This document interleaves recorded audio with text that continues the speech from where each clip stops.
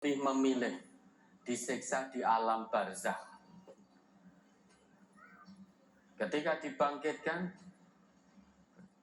mereka mengaduh merintih, aduh celakalah kami. Siapa yang membangkitkan kami dari tempat tidur kami ini? Jadi mereka menganggap alam barzakh yang penuh siksaan bagi para pendurhaka itu sebagai tempat tidur daripada harus dibangkitkan, dipindah ke siksaan neraka. Maka kalau boleh memilih, mereka memilih disiksa di alam barzakh. Kenapa? Karena neraka lebih dahsyat siksaannya daripada di alam barzakh. Padahal alam barzakh sudah sangat-sangat dahsyat siksaannya bagi para pendurhaka. Tetapi begitu dibangkitkan, mereka sudah diperlihatkan pagi dan petang hari siksaan neraka yang bakal mereka masuki, maka menyesal, duhai celaka kami, siapa yang membangkitkan kami dari tempat tidur kami? Pomolehno aku milih disiksa ning kene. Padahal itu sudah sangat dahsyat dan menyakitkan siksaan di alam barzakh. Tapi neraka lebih memedihkan, lebih menyakitkan berlipat-lipat. Tapi bagi calon-calon penghuni surga, ketika menanti di alam barzakh, ditampakkan kenikmatan surgawi, mereka akan memohon kepada Allah, ya Rabb, aqimis sa'ah. Wahai Allah, wahai Tuhan kami, segerakan datangnya hari kiamat. Kenapa? Karena sudah sangat merindukan kenikmatan surgawi. Ini bedanya.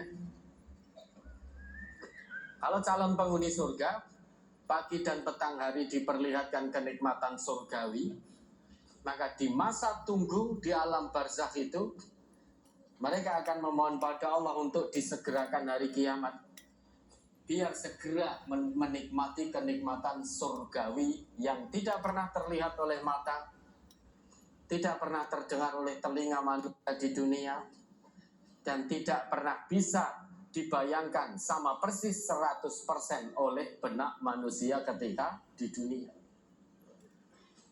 Tapi bagi calon penghuni neraka, tidak ada permohonan ya Rabb aqimis sa'ah, tidak ada. Tapi ketika dibangkitkan, ya wailana man ba'athana min marqadina, duhai celaka siapa yang membangkitkan kami dari tempat tidur kami untuk dipindahkan ke neraka, yaitu barzakh, dinding pemisah antara alam dunia dengan alam akhirat. Dan kapan itu nanti manusia berada di situ? Setelah mati, setelah meninggalkan dunia ini. Alah sing ngomong ku ya urung tau ngrasake iki, belum wong masih hidup di dunia kok. Sing maido ya urung tau ngrasake. Kenapa? Karena masih hidup di dunia. Dan nanti akan sama-sama kita buktikan, akan sama-sama kita rasakan.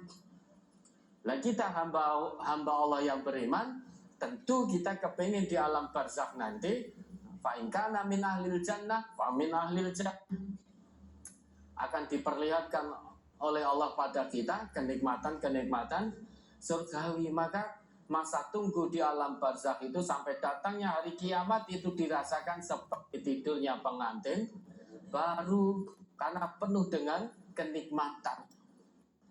Ngerti-ngerti wes esok pengantin baru itu, karena dengan kenikmatan. Lalu ngerti wes kiamat, pindah ke surga. Nanti akan sama-sama dibuktikan.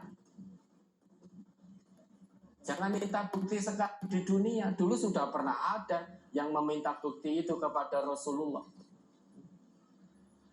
Buktikan, kan begitu. Nah, kita ini sama-sama menunggu untuk membuktikan itu. Kita sama-sama menunggu. Hal yang zuruna illa ta'wilah. Yauma ya'ti ta'wiluhu, apa itu di surat apa itu? Ada itu di Al-A'raf 53. Mari diingat itu, hal yang zuruna illa ta'wilah. Yauma ya'ti ta'wiluhu yaqulul ladina nasuhu min qabl qad ja'at rusulu rabbina bil haqq fahal lana min syufa'a yashfa'u lana aw nuraddu fa na'mal ghairal ladzi kunna na'mal qad khasiru anfusahum wa dhalla 'anhum ma kanu yaftarun. Al-A'raf 53. Al-A'raf ayat 53, surat yang ke-7. Hal yang duruna illa ta'wilah yauma ya'ti ta'wiluhu yaqulul ladzina nasuhu min qablu qad ja'at rusul rabbina bil haqq fahal lana min syufa'a fa yashfa'una lana an nuraddu fa na'mal ghairal ladzi kunna na'mal qad khasiru anfusahum wa dhalla anhum ma kanu yaftarun. Tiadalah mereka menunggu-nunggu kecuali terlaksananya kebenaran Al-Quran itu. Pada hari itu pada hari datangnya kebenaran pemberitaan Al-Quran itu, berkatalah orang-orang yang melupakannya sebelum itu, sesungguhnya telah datang Rasul-Rasul Tuhan kami membawa yang hak, maka adakah bagi kami pemberi syafaat yang akan memberi syafaat bagi kami? Atau dapatkah kami dikembalikan ke dunia sehingga kami dapat beramal yang lain dari yang pernah kami amalkan? Sungguh mereka telah merugikan diri mereka sendiri dan telah lenyaplah dari mereka Tuhan-Tuhan yang mereka ada-adakan. Ada notnya tidak? Tidak ada. Maksudnya, berkatalah orang-orang yang melupakannya, orang-orang yang tidak beramal sebagaimana yang digariskan oleh Al-Quran. Para pendosa itu sebetulnya menunggu-nunggu kebenaran semua informasi yang ada di dalam Al-Quran. Mereka minta bukti ketika di dunia tentang kebenaran informasi Al-Quran. Maka ketika datang satu hari di mana hari itu sudah diinformasikan oleh Al-Quran, maka orang-orang yang dahulu mendustakan kebenaran informasi Al-Quran sehingga beramal tidak sesuai dengan apa yang digariskan oleh Al-Quran, mereka akan sama-sama mengatakan qad ja'at rusulu rabbina bil haqq, sungguh telah datang kepada kami Rasul-Rasul Tuhan kami dengan membawa kebenaran, baru mengakui kebenaran informasi Al-Quran. Sesudah itu mereka akan bertanya, fahal lana min syufa'a yashfa'u lana. Setelah mengetahui kebenaran informasi Al-Quran, dengan adanya hari berbangkit, dengan adanya surga dan neraka, mereka bertanya, adakah orang yang bisa memberikan aku syafaat atau pertolongan? Lah tidak mengikuti Al-Quran di dunia kok bagaimana mungkin dia akan mendapatkan pertolongan di hari akhirat, di hari kiamat? Tidak mungkin. Atau permohonan keduanya, au nuraddu fa na'mal alladhi ghairal ladzi fa na'mala ghairal ladzi kunna na'mal. Kalau tidak ada yang bisa memberikan syafaat, atau permohonan kedua mereka ajukan, atau kami dikembalikan ke dunia saja. Fa na'mala ghairal ladzi kunna na'mal. Nanti jika kami dikembalikan ke dunia, kami akan beramal yang lain, tidak lagi seperti amal yang telah dahulu kami lakukan. Kami akan beramal sesuai dengan apa yang digariskan oleh Al-Quran jika kami dikembalikan lagi ke dunia. Terus apa jawaban Allah? ketetapan Allah, qad khasiru anfusahum, sungguh mereka itu telah merugikan diri mereka sendiri saat di dunia tidak beramal sesuai dengan apa yang digariskan oleh Al-Quran. Ketika di dunia menolak kebenaran Al-Quran, menolak informasi kebenaran yang ada di dalam Al-Quran, sehingga beramal tidak sesuai perintah Al-Quran, sungguh mereka telah merugikan diri mereka sendiri. Wa dhalla anhum ma kanu yaftarun, dan hilanglah Tuhan-Tuhan mereka di dunia yang dahulu mereka adakan. Ya, sebetulnya manusia itu sama-sama menunggu kebenaran informasi Al-Quran. Tapi hamba Allah yang beriman tidak perlu bukti di dunia, yang jelas itu informasi ada di dalam Al-Quran. Hamba Allah yang beriman la raiba fih, tidak pernah meragukan apapun informasi yang ada di dalam Al-Quran. Karena tidak meragukan, maka hamba Allah yang beriman akan berusaha beramal sesuai dengan petunjuk Al-Quran. Tapi orang-orang yang tidak punya iman, dia akan menolak kebenaran informasi Al-Quran. Maka amalnya, perbuatannya, ucapannya juga tidak sesuai dengan petunjuk Al-Quran.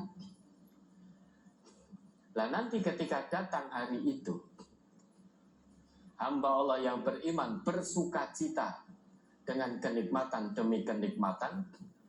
Hamba Allah yang tidak beriman menolak kebenaran Al-Quran akan merana dengan siksaan demi siksaan.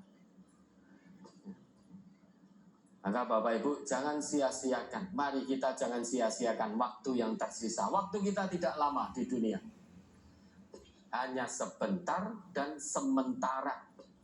Waktu kita sungguh tidak lama di dunia. Bukti bahwa kita tidak lama di dunia berulang kali kita contohkan. Tanpa terasa, tiba-tiba sekarang sudah kepala 8 atau kepala 9, kepala 7, kepala 6. Banyak yang sudah meninggalkan dunia hitam, alias sudah putih semua rambutnya, meninggalkan dunia hitam sudah. Padahal masih teringat ketika kita usia 17 tahun, konon kabarnya sweet 17.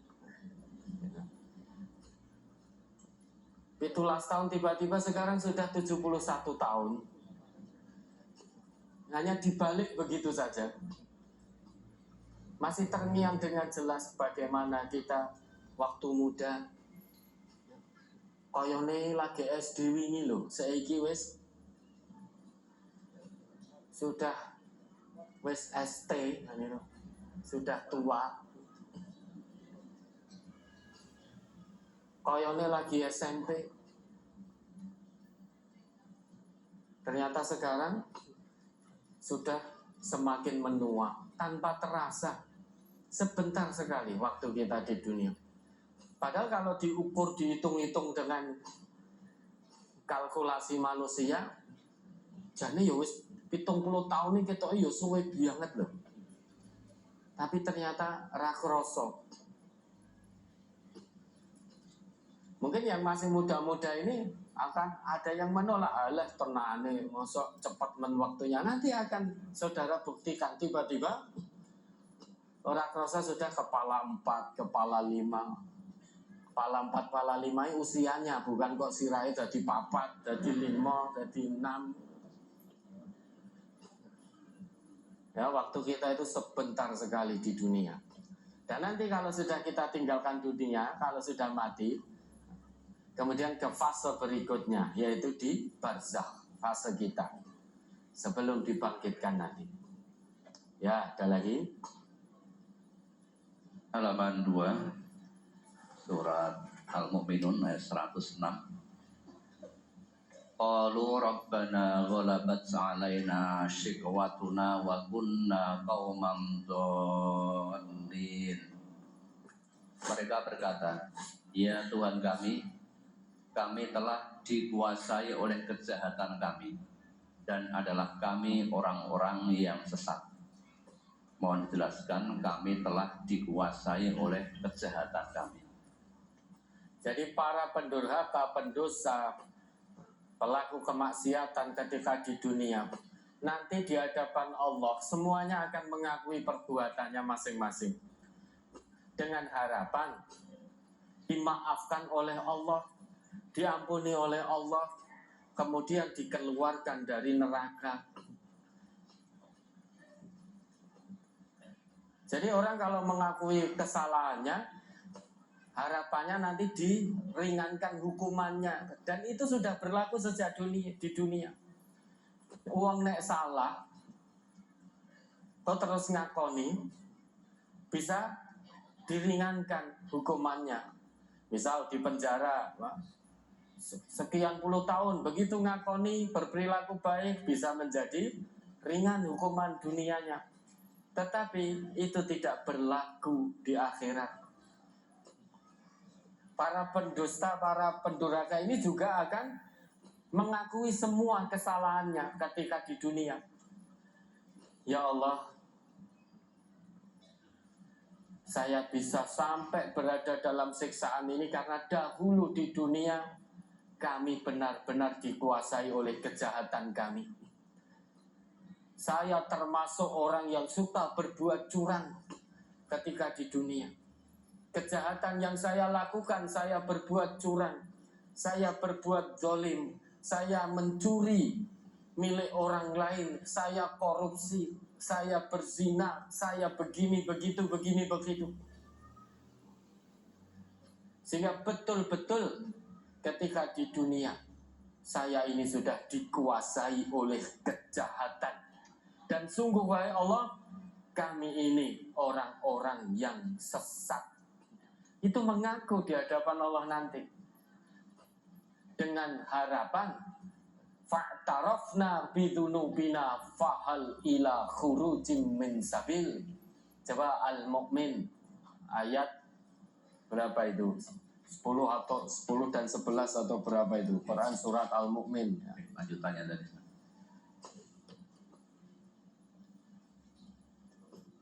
Innal ladzina kafaru yunadawna la maqtullah akbar min maqtikum anfusakum. Halaman 6. Innal ladzina kafaru yunadawna la maqtullahi akbaru min maqtikum anfusakum id tud'auna ilal imani fatakfurun. Qalu rabbana amatna snataini wa ahyaytana snataini fa'tarafna bidunubina fahal ila khurujim min sabil. Sesungguhnya orang-orang yang kafir diserukan kepada mereka pada hari kiamat.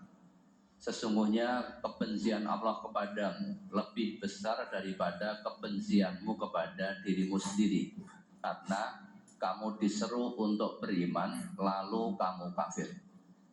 Mereka menjawab, ya Tuhan kami, Engkau telah mematikan kami 2 kali dan telah menghidupkan kami 2 kali pula.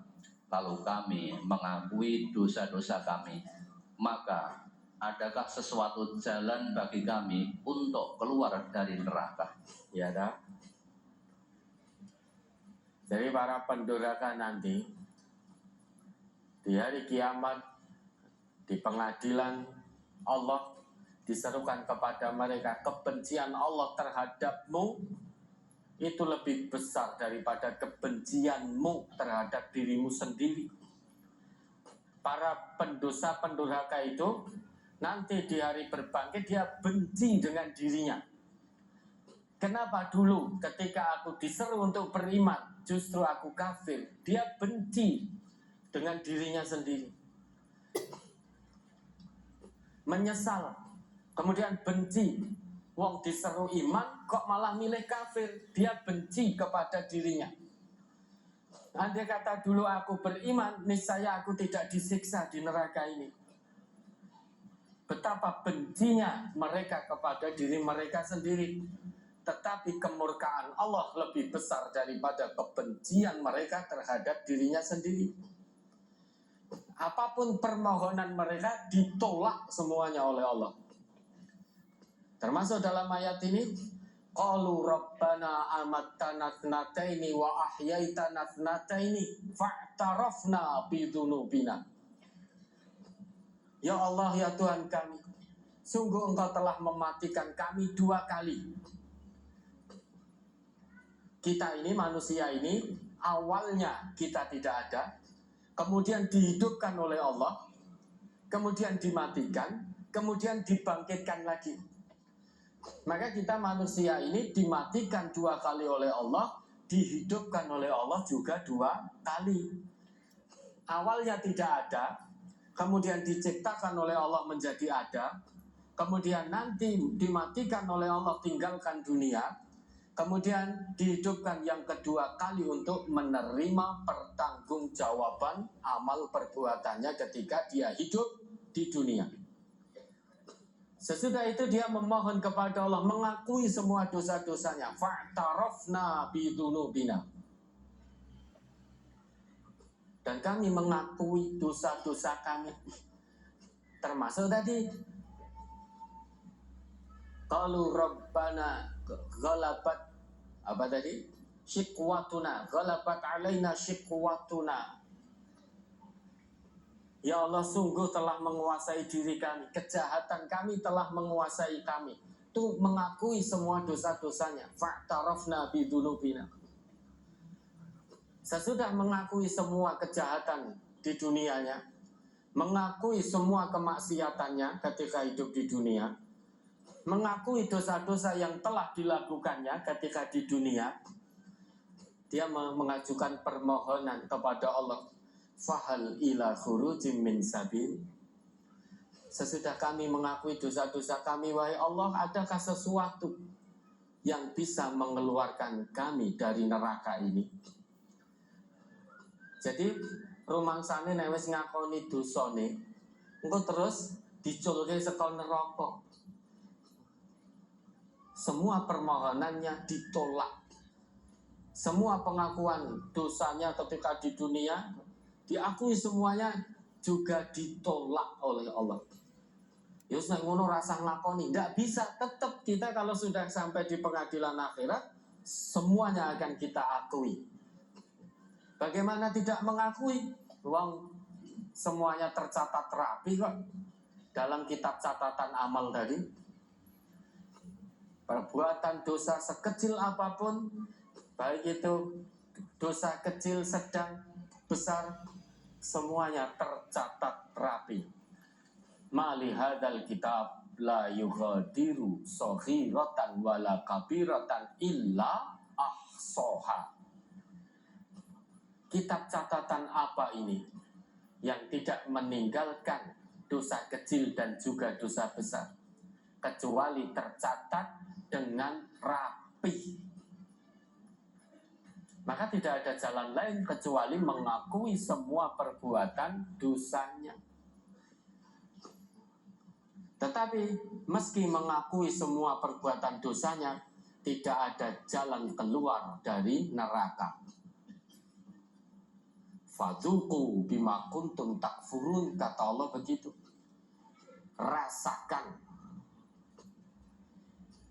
Rasakan siksaan itu dengan apa yang dulu kalian telah kufurkan, telah kufuri. Maka sekarang rasakan siksaan itu. Wa qala khsau fiha wa la tukallimun. Tinggallah di neraka itu dengan hina dan jangan berbicara denganku, kata Allah begitu. Wa qala khsau fiha wa la tukallimun. Ada itu di brosur surat apa itu tadi, Al-Mu'minun, ayat 106 sampai 108. Coba lanjutannya tadi loh, qalu rabbana ghalabat alaina shiqwatuna wa kunna qauman dhalin Rabbana akhrijna minha fa in udna fa inna dhalimun qala sa'u fiha wa la tukallimun. Ya, mari dibaca itu. Halaman 2. Qalu rabbana Quran ghalabat. surat Al-Mu'minun ya. Ini kalau yang mendengarkan radio kan tidak ada brosurnya. Quran surat Al-Mu'minun ayat 106 sampai 108. Nomor surat 23. Qalu rabbana ghalabat alaina shiqwatuna wa kunna qauman dhalin. Rabbana akhrijna minha fa in udna fa inna dhalimun. Qala khsha'u fiha wa la tukallimun. Mereka berkata, "Ya Tuhan kami telah dikuasai oleh kejahatan kami dan adalah kami orang-orang yang sesat. Ya Tuhan kami, keluarkanlah kami daripadanya dan kembalikanlah kami ke dunia. Maka jika kami kembali juga kepada kekafiran, sesungguhnya kami adalah orang-orang yang zalim." Allah berfirman, "Tinggallah dengan hina di dalamnya dan janganlah kamu berbicara dengan aku." Pertama, para pendosa ini akan mengakui semua dosa-dosanya dengan harapan akan diampuni dosa-dosanya oleh Allah sehingga akan dikeluarkan dari neraka. Itu pertama yang dilakukan, mengakui semua kejahatannya. Tidak ada yang mereka tutup-tutupi lagi karena memang tidak bisa menutupi, wong itu sudah di pengadilan akhirat. Kemudian yang kedua, yang akan mereka lakukan memohon kepada Allah untuk dikeluarkan dari neraka dengan sebuah janji. Fa in udna fa inna dhalimun. Janjinya apa? Jika kami betul-betul engkau kembalikan ke dunia wahai Allah, jika kami kembali kepada kekafiran, sungguh kami orang yang zalim. Berarti mereka menjanjikan untuk beramal soleh jika Allah kembalikan lagi ke dunia. Keluarkan dari neraka, dikembalikan ke dunia. Janjinya untuk beramal soleh. Itu usaha kedua yang mereka lakukan. Semua usahanya ditolak oleh Allah. Allah berikan satu ketetapan yang tegas, pasti. Qala sa'u fiha wa la tukallimun. Sudah, tinggallah kamu di neraka itu dengan hina, rasakno. Dan jangan lagi berbicara denganku. Ojo nangis-nangis meneh, ojo merengek-rengek meneh. Dulu di dunia kita gagah mendustakan kebenaran Quran, mendustakan seruan Rasulku. Lah kok saiki ning jero neraka kok nangis-nangis, merintih-merintih, mengaduh-ngaduh, merengek-rengek, ora sumbut. Di sini dunia dengan kekuasaannya, dengan kekayaannya, dengan pangkat jabatan, status sosialnya, wikoyone ketok gagah. Semua kebenaran agamaku, semua kebenaran dinullah, semua kebenaran Quran dan Sunnah Rasul didustakan begitu saja, dicampakkan begitu saja, dikufuri begitu saja, tidak dijalankan sebagaimana mestinya. Laka saiki ning neraka nangis-nangis, njaluk dibalik iki ning dunya. Ning neraka kok merintih-merintih. Kok ora sumbut blas. Sudah, qala sa'u fiha. Tinggallah di neraka itu dengan hina, rasakno atibate. Wala tukallimun, jangan lagi kamu merengek kepadaku. Kata Allah begitu. Jangan lagi kamu mengaduh kepadaku, jangan lagi berbicara kepadaku. Kata Allah begitu. Ya wis, rasake siksaan tanpa ujung, tanpa tepi. La yakhrujuna minha wa la yamutuna fiha. Tidak pernah keluar dari neraka itu dan tidak pernah mati lagi di dalam siksaan itu. Ya wis dirasake. Dengan siksaan tanpa ujung, tanpa tepi. Sampai kapan? Sampai unta masuk lubang jarum. Tangeh lamun, tidak mungkin unta sebesar itu, lubang jarum sekecil itu. Lah kok tiba-tiba ontane iso mlebu, itu tangeh lamun. Ndak mungkin. Urip ning dunya mung pirang tahun, cuma berapa puluh tahun, disiksa sak lawase tanpa ujung, tanpa tepi, disuruh oleh Allah nunggu sampai ada unta masuk lubang jarum, baru aku keluarkan dari neraka. Nggak mungkin itu terjadi. Karena Allah itu kalau sudah membuat ketetapan, tidak mungkin akan ada perubahan. Walan tajida li sunnatillahi tabdila, walan tajida li sunnatillahi tahwila.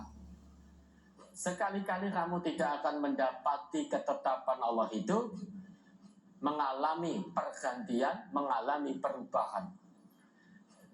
Ketetapan Allah untuk onta sebesar itu, lubang jarum sekecil itu, ini tidak mungkin terjadi. Terjadi perubahan itu tidak mungkin. Kok tiba-tiba ontane sekecil lubang jarumnya sebesar onta, itu tidak mungkin terjadi. Maka tangeh lamun. Maka ya wis tunggu ning kono, tinggallah di neraka dengan hina, rasakno siksaannya yang begitu dahsyat. Tunggu sampai nanti ada onta masuk lubang jarum, wis rasah ngejak omong meneh. Rasa nangis-nangis, rasa merengek-rengek lagi, ora sumbut kaya karo kemakine ketika ning donya. Ra sumbut karo kemayune ketika ning donya. Dalam bahasa kita seperti itu. Para pendurhaka kan kementus, kemaki. Lha apa tau ngrasake sing ngandani ya ora tau ngrasake alam akhirat, itu kan kementus. Lengkot dicemplungke neraka dadi kayak kerupuk kegrujuk banyu itu loh, melempem. Wis ra nek kementus-kementuse meneh. Sing enek mung nangis. Ora sumbut karo kementuse ketika mendustakan ayat-ayat Allah di dunia. Ketika mendustakan tuntunan-tuntunan Rasulullah di dunia. Begitu diseret di neraka kok blendek gitu loh. Ya, ada lagi. Terus surah halaman 5 masuk ke 6 surat Asy-Syura ayat 44 sampai 45. Wa may yudlilillahu fama lahu min waliyyin min ba'di wa tarad dhalimina lamma ra'awul 'adzaba yaquluna hal ila maraddim min sabil wa tarahum yu'raduna 'alaiha khashi'ina minadh-dhulli yanzuruna min tarfin khafi wa qala alladziina aamanu innal khasirina alladziina khasiru anfusahum wa ahlihim yaumal qiyamah ala innadh-dhalimina fi 'adzabin muqim. Dan barang siapa yang disesatkan Allah, maka tidak ada baginya seorang pemimpin pun sesudah itu. Dan kamu akan melihat orang-orang yang zalim ketika mereka melihat azab berkata, adakah kiranya jalan untuk kembali ke dunia? Dan kamu akan melihat mereka dihadapkan ke neraka dalam keadaan tunduk karena merasa hina. Mereka melihat dengan pandangan yang lesu. Dan orang-orang yang beriman berkata, sesungguhnya orang-orang yang merugi ialah orang-orang yang kehilangan diri mereka sendiri dan kehilangan keluarga mereka pada hari kiamat. Ingatlah, sesungguhnya orang-orang yang zalim itu berada dalam azab yang kekal. Yang ditanyakan pada kalimat sesungguhnya orang-orang yang merugi ialah orang-orang yang kehilangan diri mereka sendiri dan kehilangan keluarga. Yaitu orang yang sungguh merugi. Sampai di hadapan Allah kok tidak dimasukkan ke surga dirinya dan keluarganya. Baik dirinya maupun keluarganya ternyata diseret ke neraka. Maka sungguh rugi orang itu. Oleh karenanya Allah perintahkan khusus kepada hambanya yang telah ngaku beriman. Ya ayyuhalladzina amanu qu anfusakum wa ahlikum nara. Hai orang-orang yang beriman, hai orang-orang yang telah ngaku beriman, jaga diri kalian dan keluarga kalian dari api neraka. Itu perintah Allah kepada hambanya yang beriman. Jangan hanya dirimu tok yang kamu jaga dari neraka, tapi juga jaga keluargamu dari api neraka. Ajak mereka kepada keimanan, ajak mereka kepada Allah dan Rasul-Nya. Ajak dirimu dan mereka untuk menjalankan ketetapan Quran dan Sunnah Rasulullah. Hiduplah dengan kebenaran Islam. Jangan hidup semaunya sendiri, tapi hiduplah berdasar wahyu ilahi. Hidup bersama wahyu, jangan hidup bersama hawa nafsu. Penjagaan ini harus dilakukan terus secara istiqomah. Jaga diri kalian dan keluarga kalian dari api neraka. Sehingga harapannya kelak sampai di hadapan Allah, kita dan keluarga kita diizinkan oleh Allah untuk memasuki surganya, untuk beristirahat di surganya. Jangan sampai diri kita dan keluarga kita diseret ke neraka Allah. Na'udzubillah, summa na'udzubillah. Jangan sampai itu terjadi. Nah, usahanya dimulai kapan? Ya sejak sekarang. Sejak kita hidup di dunia ini. Dengan apa? Dengan iman dan amal soleh. Sudah iman amal soleh secara istiqomah sampai mati. Jangan pernah gadekan keimanan dengan harga dunia yang sangat murah, remeh-temeh ini. Istiqomahlah dalam keimanan. Apapun iming-iming dunia, kalau sampai harus menjual keimanan kita untuk dunia, kalau harus sampai menukar keimanan untuk dunia, jangan sampai dilakukan. Sebesar apapun iming-iming dunia. Kira-kira Bapak Ibu iman dengan uang 10 miliar, pilih mana? Sulit tau jawabnya. Ya, pilih kehilangan iman atau kehilangan uang 10 miliar? Tidak bisa jawab. Pilih dapat iman atau dapat 10 miliar? Pilih kehilangan iman atau kehilangan 10 miliar? Nah, ini mantap jawaban. Vaksinnya baru beliau ini, ya kan?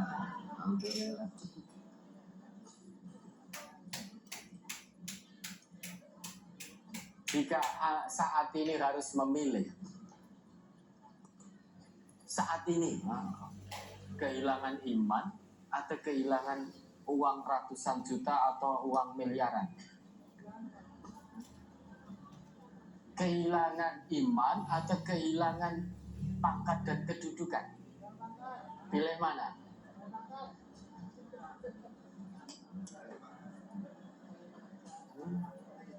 Kalau yang tidak ada pangkat, tidak ada uang, jawabnya mantap.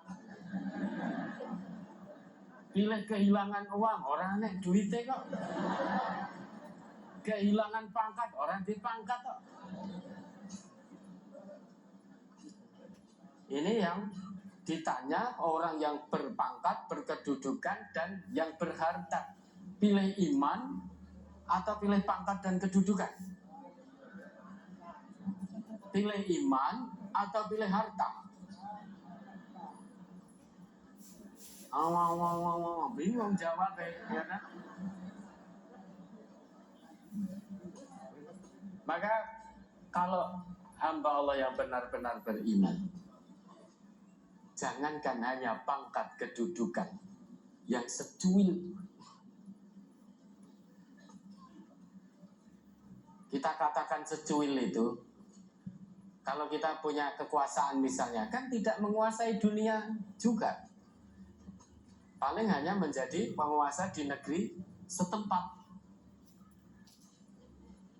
Maka kekuasaan yang secuil, pangkat yang secuil.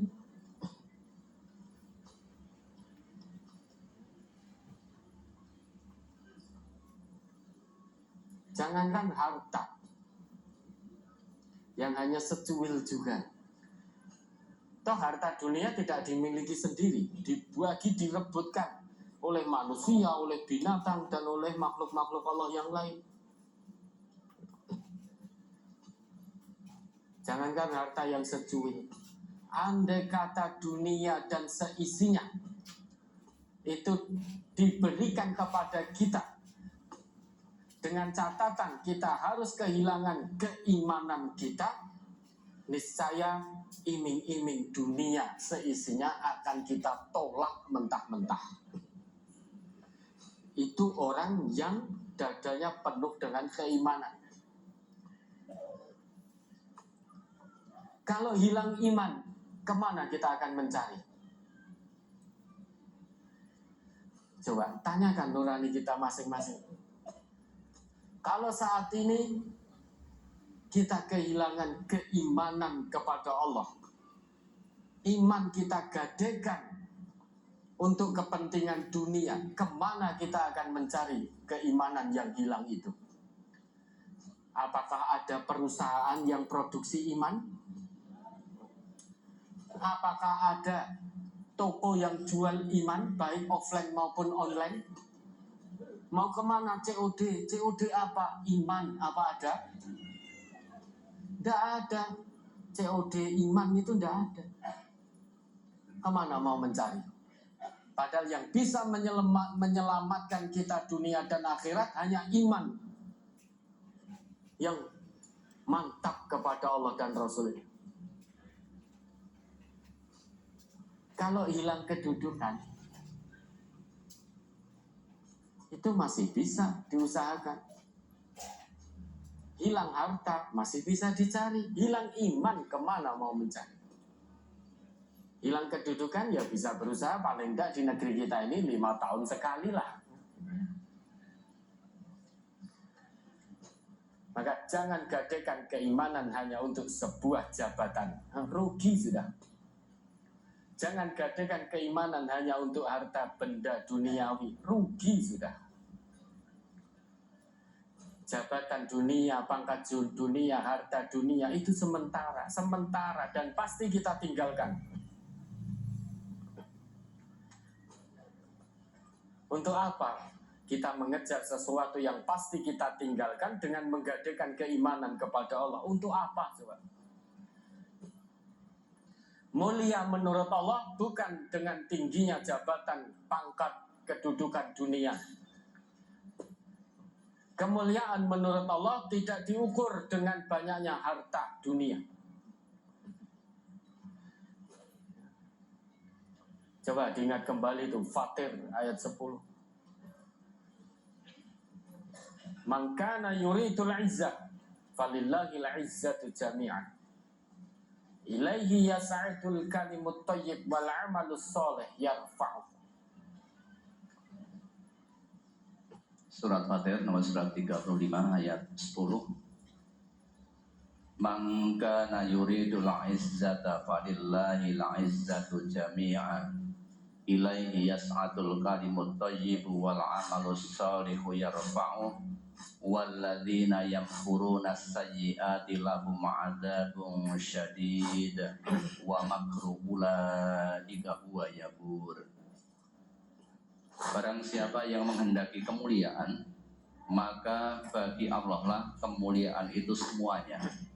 Kepadanya lah naik perkataan-perkataan yang baik dan amal yang soleh dinaikkannya. Dan orang-orang yang merencanakan kejahatan, bagi mereka azab yang keras dan rencana jahat mereka akan hancur. Ada notnya enggak?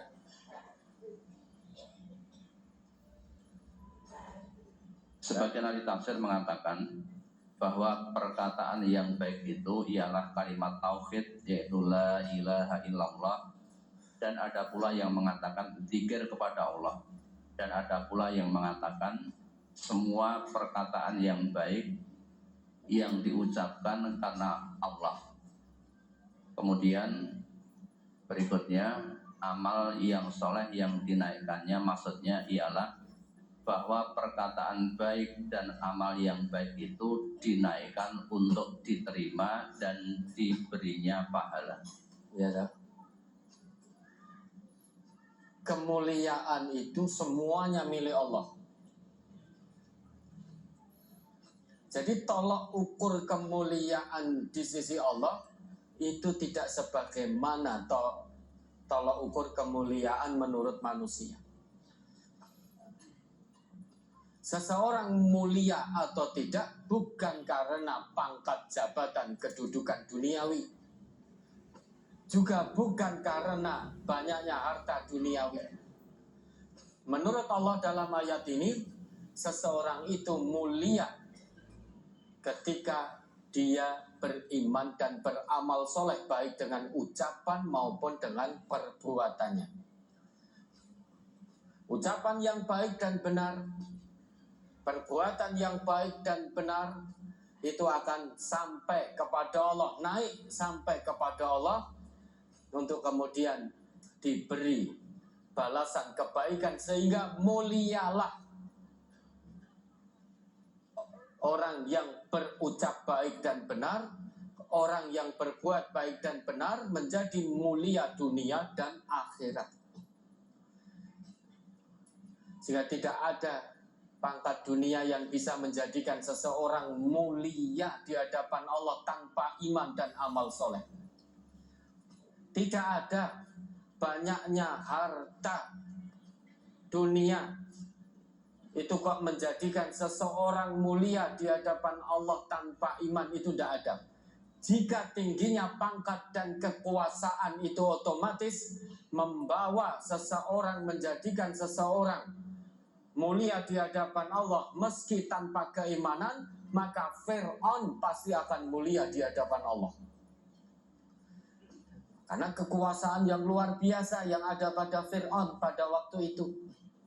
Semua tunduk bertekuk lutut di hadapan Fir'aun dan kekuasaannya. Tapi Fir'aun menjalankan kekuasaannya tanpa iman dan amal soleh. Hina dia, tidak mulia di hadapan Allah. Dunia akhirat hancur sudah. Matinya jadi mayat yang mengambang. Sampai sekarang jasadnya masih ada di mathaf sana, museum.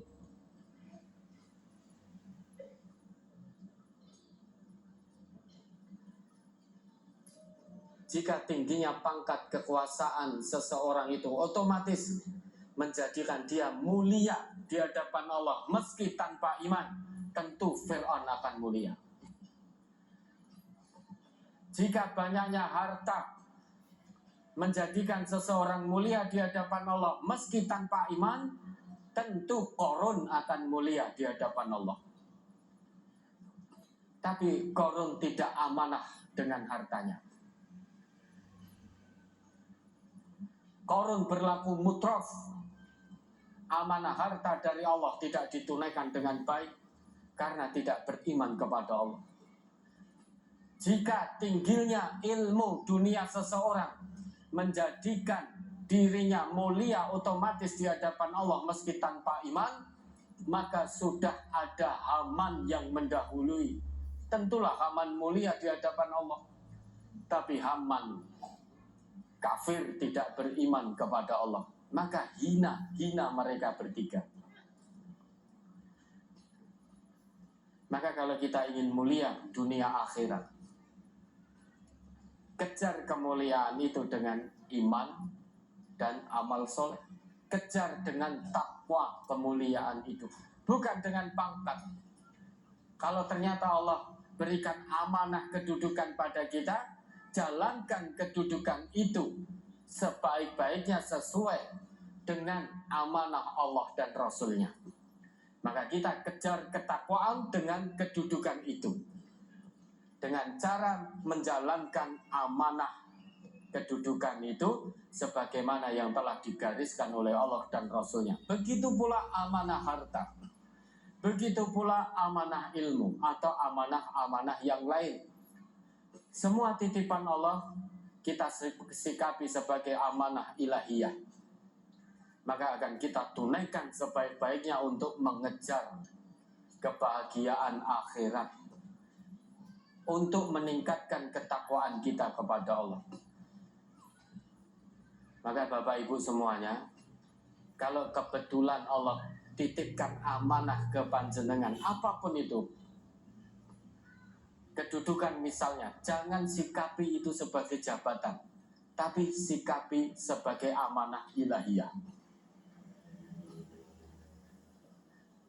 Jangan sikapi itu sebagai jabatan. Hati-hati. Kalau Bapak Ibu menyikapinya sebagai jabatan dunia saja, nanti panjenengan merasa menjadi pejabat dan akan menjadi gila hormat kalau jabatan itu tidak ditunaikan dengan keimanan dan ketakwaan. Tapi jika jabatan itu ditunaikan dengan keimanan dan ketakwaan, maka orang yang seperti itu akan terus merasa bahwa jabatan ini sebagai amanah ilahiyah, titipan ilahi. Dia akan berusaha menunaikannya sebagaimana yang telah digariskan oleh Allah dan Rasul-Nya. Begitu pula amanah harta, amanah ilmu, dan amanah-amanah yang lain. Jangan tukar keimanan hanya untuk mengejar kesenangan-kesenangan duniawi yang secuil, sedikit menipu dan pasti kita tinggalkan. Ya, ada lagi. Ada permohonan izin untuk mendahului pulang. Mohon izin rombongan warga Bendosari 2 untuk mendahului pulang untuk mengurus warganya yang meninggal di rumah sakit, yang meninggal atas nama Bapak Setu. Innalillahi wa inna ilaihi raji'un. Ya, boleh warga Bendosari 2, pengurus Bendosari 2. Ya, boleh.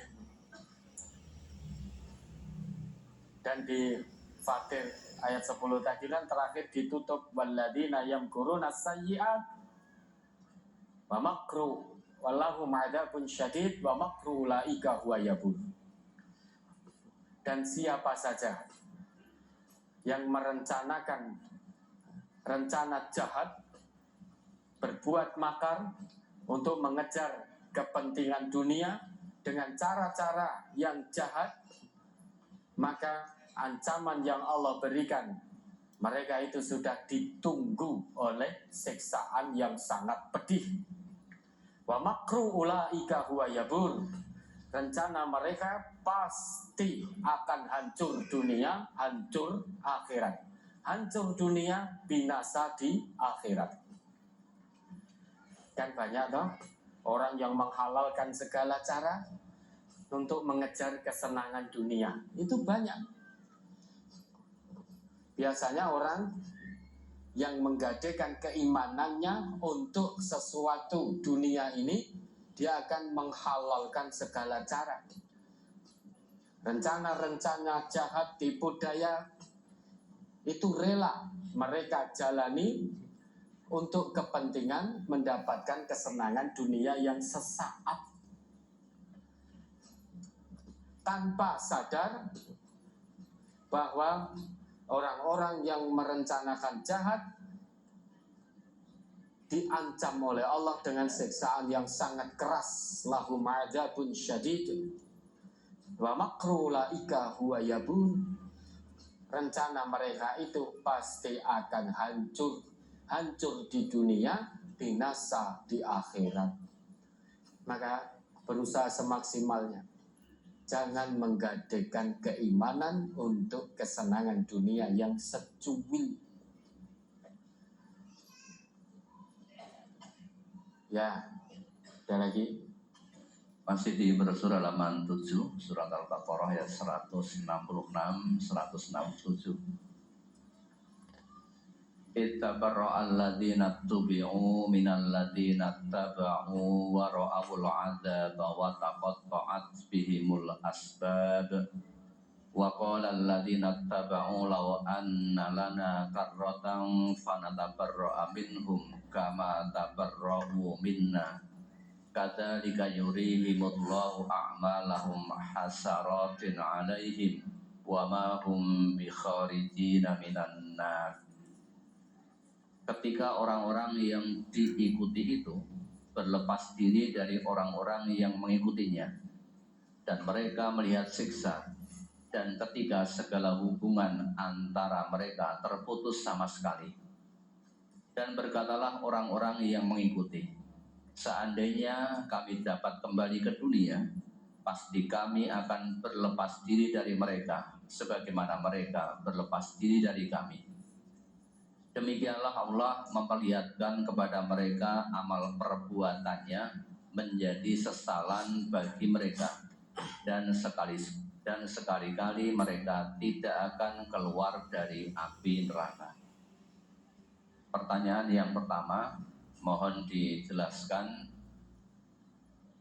Demikianlah Allah memperlihatkan kepada mereka amal perbuatannya menjadi sesalan bagi mereka. Kemudian yang kedua, mohon tausiah. Saya dan teman saya bingung mana yang lebih baik ketika sholat jenazah dan sholat id, mengangkat tangan atau diam saja ketika takbir.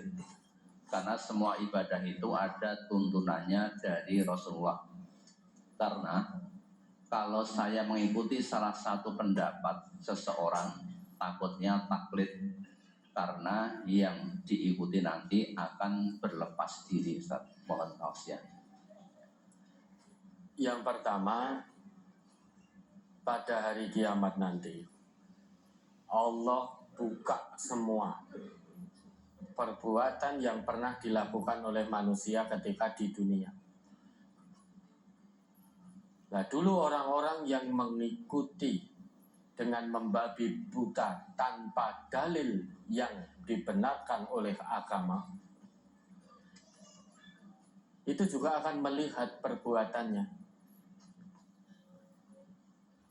Orang yang diikuti kemana-mana, dia mengajak orang lain tanpa disertai dengan dalil yang kuat. Wes rasa dalil-dalilan. Dia juga akan ditampakkan perbuatannya.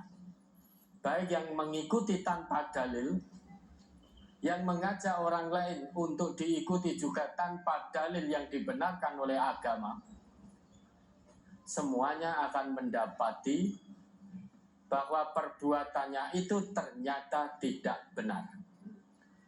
Maka yang terjadi penyesalan tiada guna. Kenapa dulu saya mengikuti orang tanpa dalil yang dibenarkan oleh agama? Kenapa dulu saya mengajak orang tanpa dalil yang dibenarkan oleh agama? Maka baik yang mengikuti maupun yang diikuti saling berbantah. Istabarra alladzina tubi'u minal ladzina taba'u. Ingatlah, ketika orang-orang yang diikuti berlepas diri begitu saja dari orang yang mengikutinya. Padahal ketika mengajak di dunia kaya ya wis rasa kokean takon dalil, engko nek dosa tak tanggungi dhewe.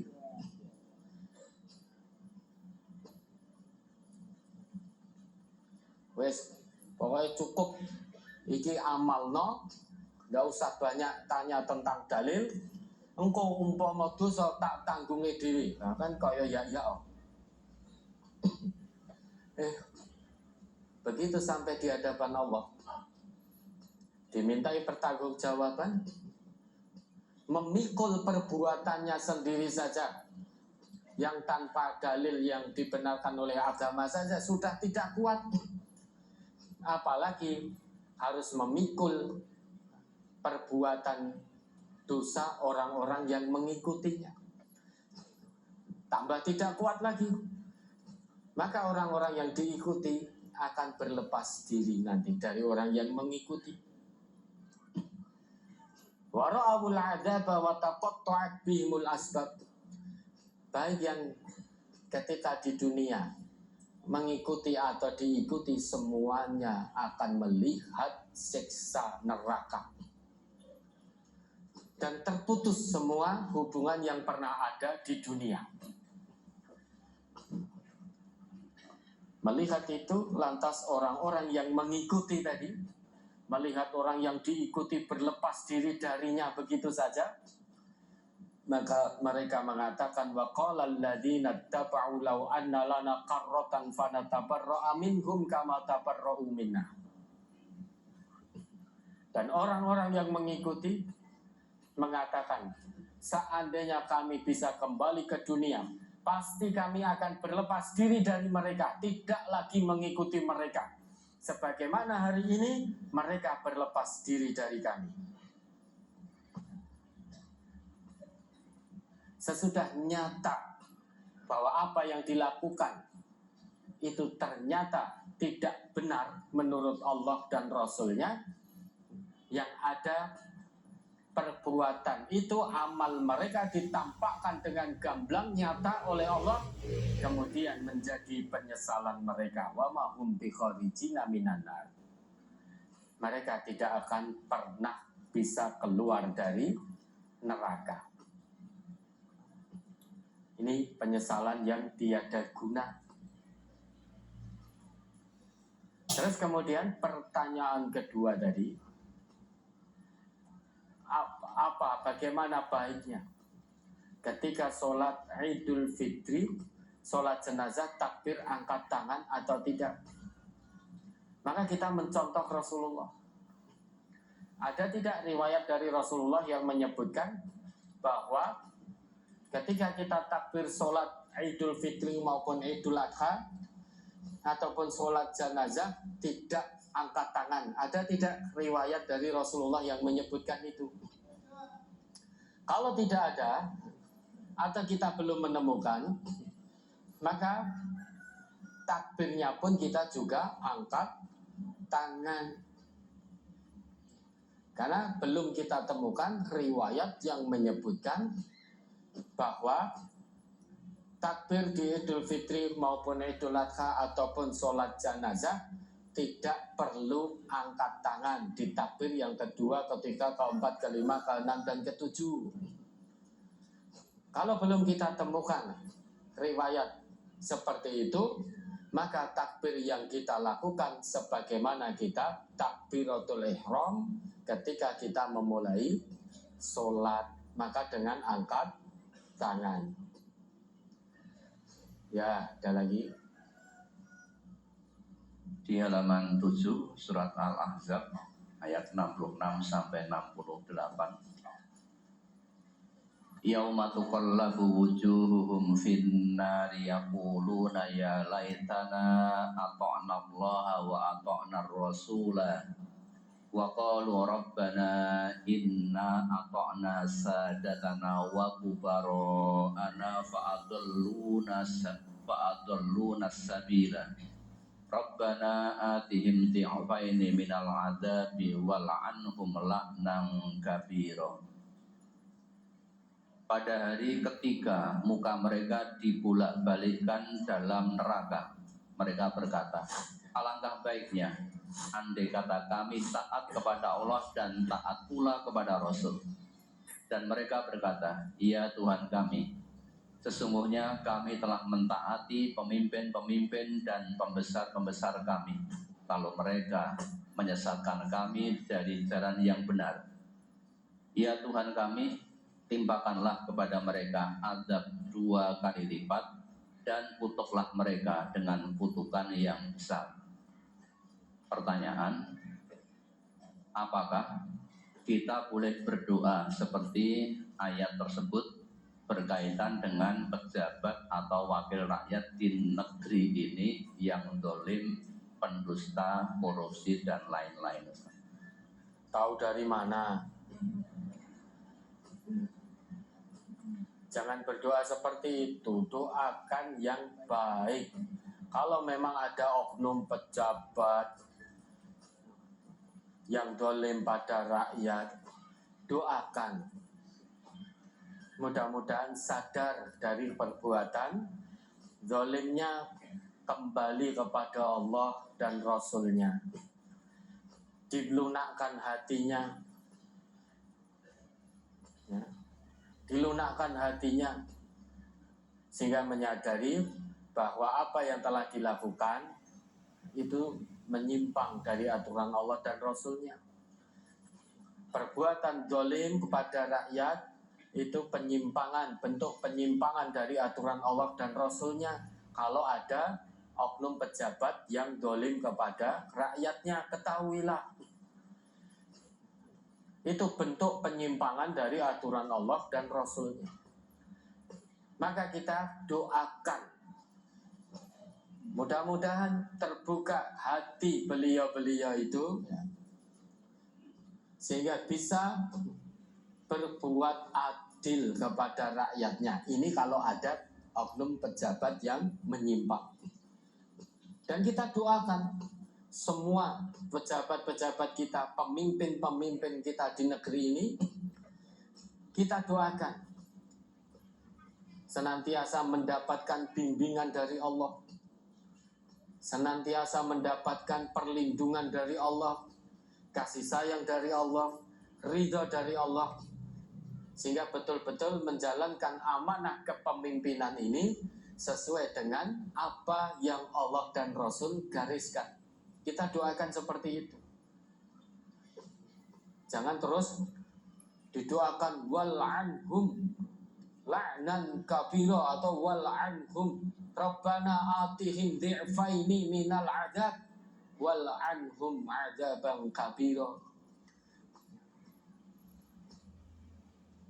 Toh mayoritas pemimpin kita di negeri ini itu saudara muslim kita. Itu saudara muslim kita. Maka jangan mendoakan yang buruk-buruk, doakan saja dengan kebaikan.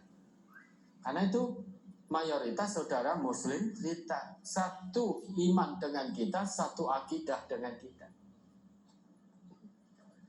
Kita doakan yang baik-baik. Allahumma hdihim fi riyasatihim. Nah, misalkan begitu. Ya Allah, tunjukilah beliau-beliau itu di dalam kepemimpinan beliau-beliau. Bimbinglah beliau-beliau itulah. Doa kita begitu.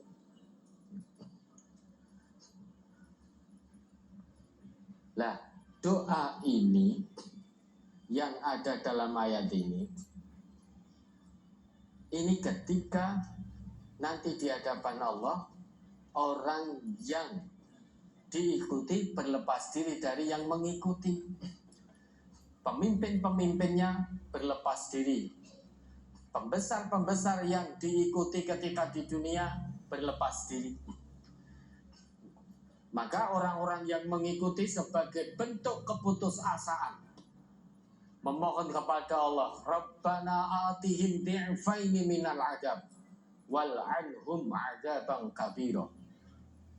Ya Allah, ya Tuhan kami, siksa mereka itu, para pemimpin kami, para pembesar kami, dengan 2 kali lipat dari siksaan yang aku terima, karena aku hanya mengikuti dia ketika di dunia. Apa yang dia katakan, meski menyimpang dari aturanmu dan Rasulmu, aku ikuti karena aku takut. Karena aku bawaannya, aku takut. Maka timpakan siksaan kepada mereka 2 kali lipat. Wal'anhum la'nan kabira. Laknat mereka dengan laknat yang besar, wahai Allah. Lah mereka nanti